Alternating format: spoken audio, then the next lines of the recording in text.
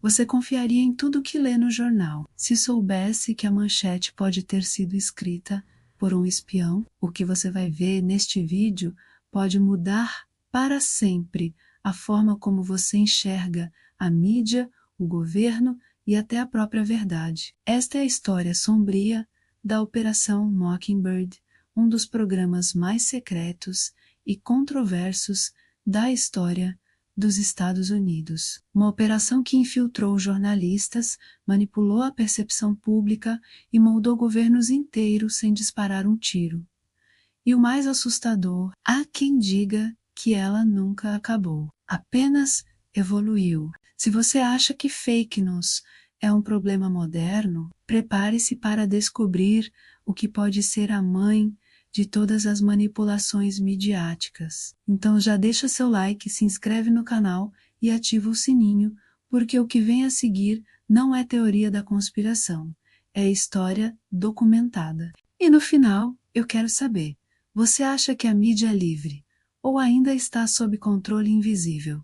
Comente a sua opinião. O seu ponto de vista pode ser o próximo a abrir os olhos de alguém. Matando um Mockingbird. O que é a Operação Mockingbird?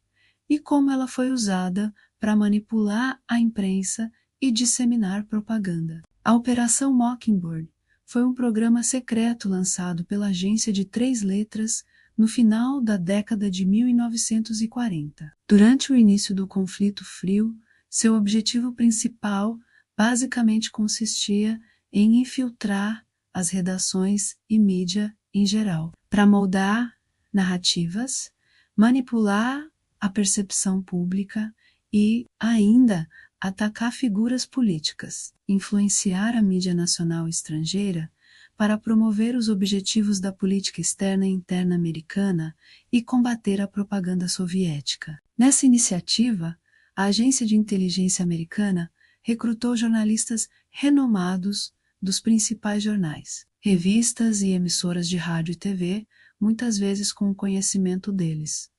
E às vezes, sem ele, a estratégia era simples. Quem controla a informação, controla a percepção da realidade. Ao incorporar agentes em veículos de comunicação influentes, a agência conseguiu direcionar a opinião pública sem disparar um único tiro, marcando o início de um nexo entre inteligência e mídia que atenuaria os limites entre jornalismo e operações psicológicas. Jornalistas foram usados para plantar histórias fabricadas, moldar narrativas e até mesmo repassar informações confidenciais sob o pretexto de vazamentos. Alguns jornalistas teriam sido pagos, enquanto outros colaboraram, devido ao alinhamento ideológico. Tudo confirmado por documentos revelados, em parte pelas audiências do Comitê da Igreja, em 1975 e posteriores divulgações da Lei de Liberdade de Informação, o Mockingbird se estendeu a importantes e tradicionais instituições de mídia, como veremos mais à frente. Por que a Operação Mockingbird foi iniciada? Após o Segundo Conflito Mundial, os Estados Unidos se viram envolvidos em uma batalha psicológica e ideológica com a União Soviética. A informação era a nova ferramenta bélica e o controle da narrativa era visto como essencial para a segurança nacional. A agência de inteligência, formada em 1947, rapidamente entendeu que a propaganda era tão crucial quanto a espionagem. A Operação Mockingbird começou sob o comando do diretor da agência, Alan Dulles, e foi orquestrada em parte por Frank Wisner, que chefiava o escritório de coordenação política do órgão. Ele a chamou de poderoso Wurlitzer, uma metáfora para a maneira como a agência conseguia tocar a opinião pública global como um órgão, produzindo reportagens que apoiavam os interesses americanos no exterior e em casa. Foi usada, dentre outros, para ajudar a encobrir a derrubada do governo democrático iraniano em 1953, Operação Ajax, e para controlar a imprensa durante o fiasco da Baía dos Porcos. Uma das principais funções da Mockingbird era encobrir operações estrangeiras secretas e geralmente ilegais, incluindo a derrubada do governo democrático do presidente Arbenz na Guatemala em 1954. Em 1967, a revista Ramparts comprovou que até mesmo a Organização Nacional de Estudantes estava recebendo dinheiro da Agência de Inteligência Americana de 3 letras para festivais e outros eventos. Utilizando empresas falsas e benfeitores misteriosos,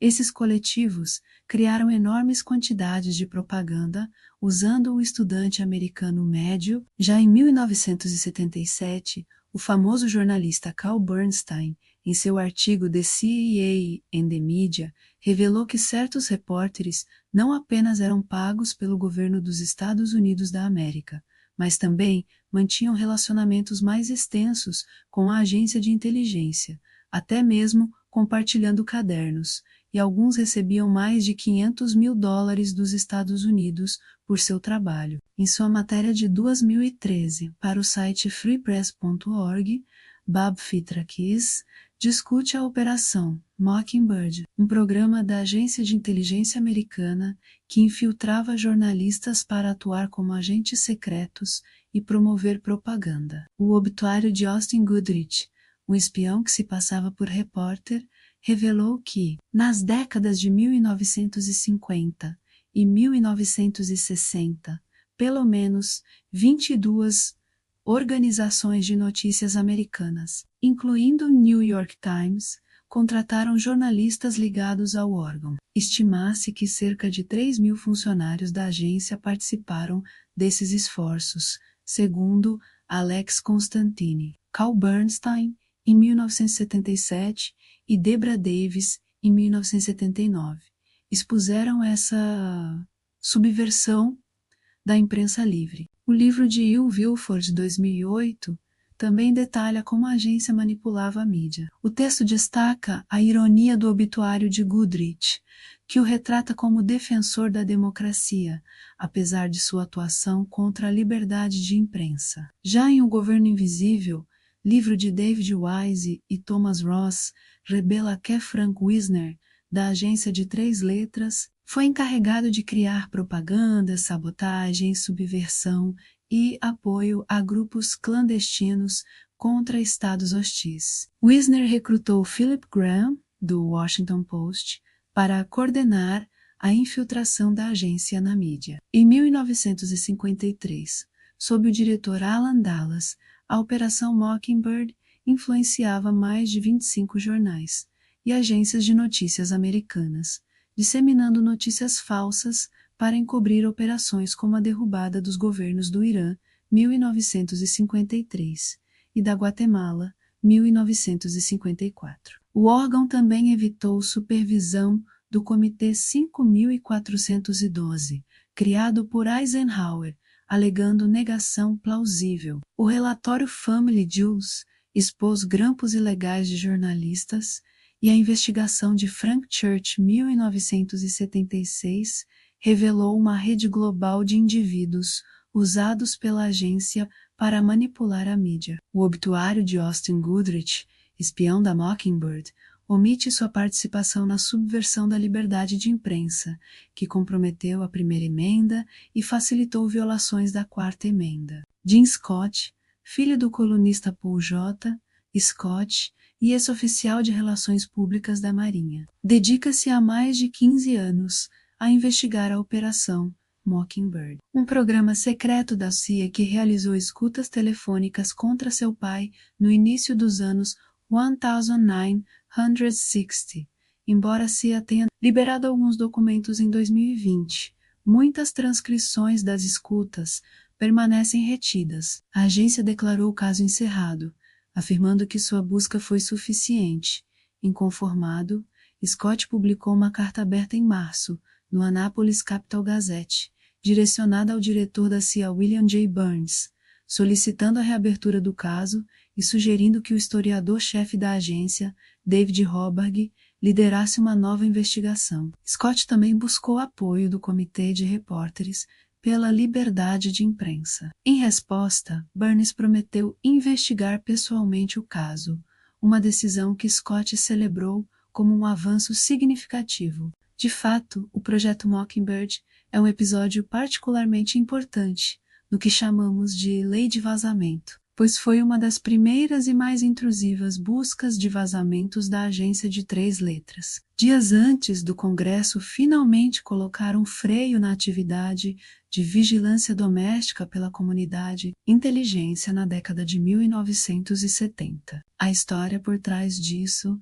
é incrível. Paul Scott, pai de Jean, era parceiro do coronel Robert Zalan, que escreveu o famoso Washington Mary, Go Round com Drew Pearson, o livro e a coluna nacionalmente distribuída. Jack Anderson, parceiro de reportagem posterior de Pearson, também seria alvo de vigilância indevida da agência de inteligência. Jim Scott acredita que as histórias do relatório Alan Scott sobre a crise dos mísseis de Cuba levaram o procurador-geral Robert F. Kennedy a solicitar ao então diretor da agência, John McCone, que ordenasse a interceptação telefônica de seus escritórios e residências, o que durou 90 dias. Notavelmente, a operação, codinome Projeto Mockingbird, foi excepcionalmente bem sucedida. Entre outros, identificou membros do Congresso,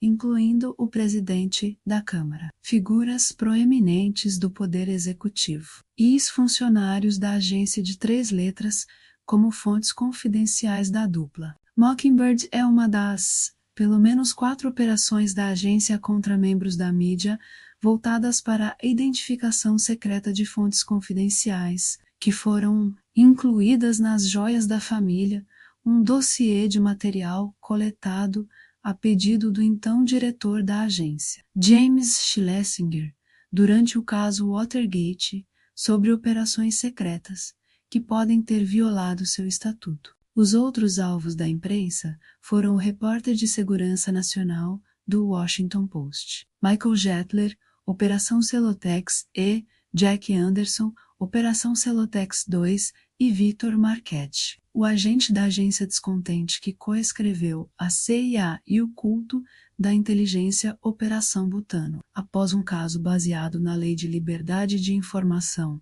pela organização sem fins lucrativos, Arquivo de Segurança Nacional, que durou uma década e meia.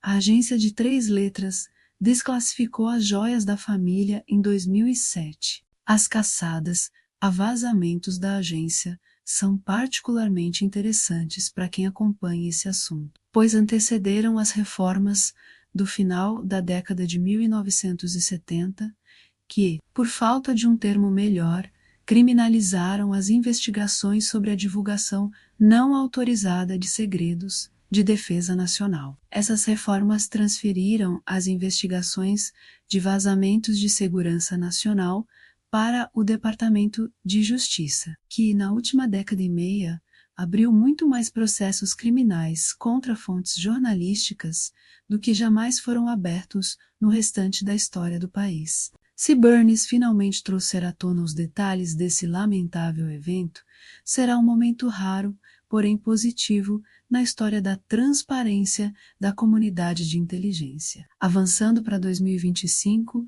a diretora de Inteligência Nacional, Tulsi Gabbard, está causando alvoroço ao afirmar que elementos do Estado profundo dentro da agência continuam a fornecer inteligência seletivamente a veículos de comunicação simpatizantes para moldar narrativas políticas e suprimir opiniões divergentes. Gabbard afirma que a Operação Mockingbird permanece ativa ainda hoje, avivando o debate sobre a integridade da mídia. Abro aspas para Gabbard, a pessoas na comunidade de inteligência que acreditam que sua vontade é mais importante do que a vontade do povo americano, disse Gabbard. Eles transformam a inteligência em uma arma, vazando-a para seus amigos na mídia, com a intenção de minar a agenda do presidente Trump. Suas declarações explosivas reacenderam o interesse neste programa de décadas da G-Fria, que supostamente transformou algumas das redações mais respeitadas do mundo em ferramentas da inteligência dos Estados Unidos da América. e refletem uma preocupação pública mais ampla e mundial sobre a integridade da mídia na era digital, especialmente quando fontes anônimas e vazamentos governamentais desempenham um papel tão dominante na formação das manchetes. Antes descartada como teoria da conspiração, a Operação Mockingbird foi posteriormente confirmada por documentos desclassificados e depoimentos no Congresso, revelando uma verdade assustadora.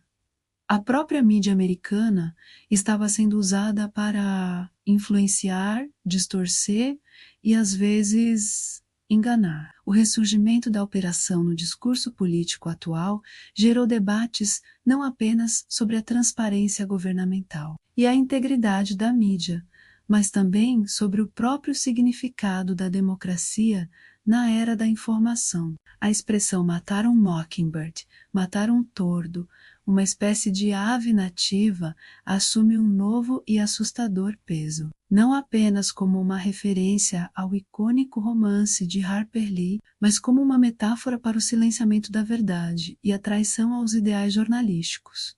Quem é Tulsi Gabbard? Tulsi Gabbard é militar, ex-menos congressista, democrata e atual DNI, diretora de inteligência nacional do gabinete do presidente Donald Trump. Aos 21 anos foi eleita para a Assembleia Legislativa Estadual do Hawaii.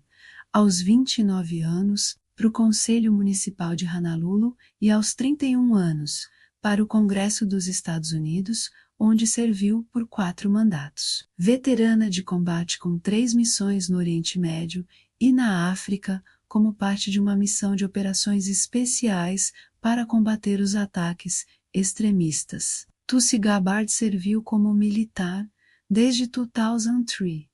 Ela serviu em uma unidade médica durante sua missão no Iraque em 2005 e posteriormente liderou um pelotão da Polícia Militar no Kuwait, onde foi a primeira mulher a receber uma condecoração de reconhecimento das Forças Armadas do Kuwait. Atualmente, ela serve na Reserva do Exército dos Estados Unidos da América como comandante de batalhão do Regimento 354 em Tulsa, Oklahoma, liderando soldados em Oklahoma, Missouri e Arkansas. No Congresso estadunidense, Gabbard trabalhou nas comissões de serviços armados, segurança interna e relações exteriores na Agência de Inteligência Nacional de Trump. A diretora aborda todas as questões, nacionais e internacionais, com foco nas liberdades individuais do povo americano. Matar um Mockingbird. A frase matar um Mockingbird é obviamente mais associada ao romance vencedor do Prêmio Pulitzer de Harper Lee, To Kill a Mockingbird.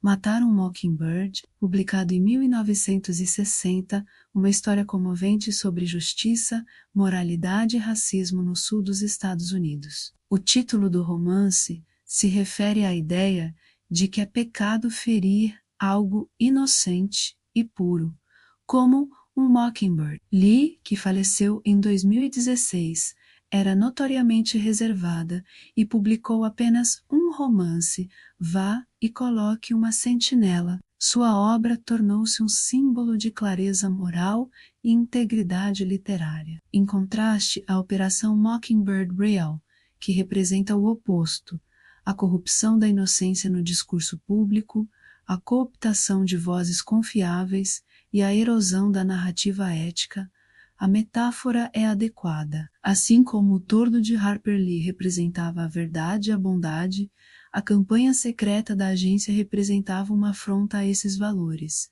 tendo como alvo não os pássaros, mas a própria crença. Independentemente de a Operação Mockingbird ainda existir ou não em sua forma original, o legado da influência do governo sobre a mídia deixou uma cicatriz permanente. Na era da desinformação, da manipulação, das mídias sociais e das câmaras de eco algorítmicas. Os críticos argumentam que a propaganda não precisa mais de agentes secretos.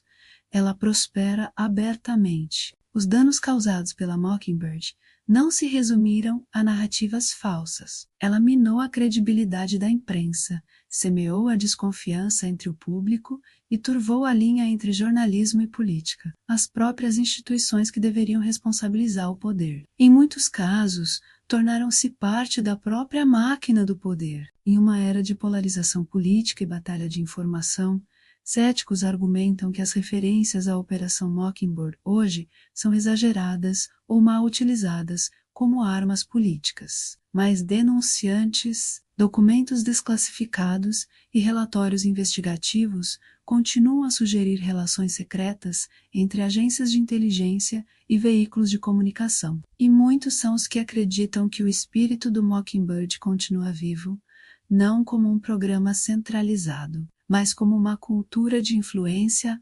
vazamentos e controle narrativo. A tênue linha entre jornalismo, ativismo e defesa política complica ainda mais a questão. A Operação Mockingbird serve como um lembrete claro de que a batalha pela verdade, muitas vezes, acontece a portas fechadas, sejam editores de jornais tradicionais ou influenciadores modernos das redes sociais. A pergunta permanece: quem está moldando a história e por quê? A Operação Mockingbird serve como um lembrete claro de que a batalha pela verdade muitas vezes acontece a portas fechadas, sejam editores de jornais tradicionais ou influenciadores modernos das redes sociais. A pergunta permanece: quem está moldando a história e por quê? As alegações de Tulsi Gabbard levantam uma questão vital.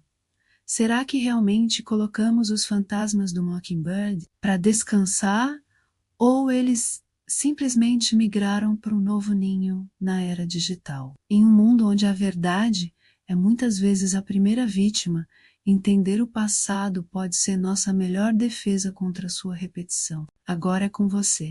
O que você acha? A Operação Mockingbird ainda está viva nos bastidores da mídia, no mundo digital de hoje, onde influencers, jornalistas e agências disputam a sua atenção, ou tudo isso é exagero? Quem está controlando a narrativa que você consome todos os dias? Deixe sua opinião nos comentários. Compartilhe esse vídeo com alguém que precisa entender como a manipulação da informação pode estar mais próxima do que parece. E claro, inscreva-se no canal, ative as notificações e deixe o seu like, para não perder os próximos vídeos.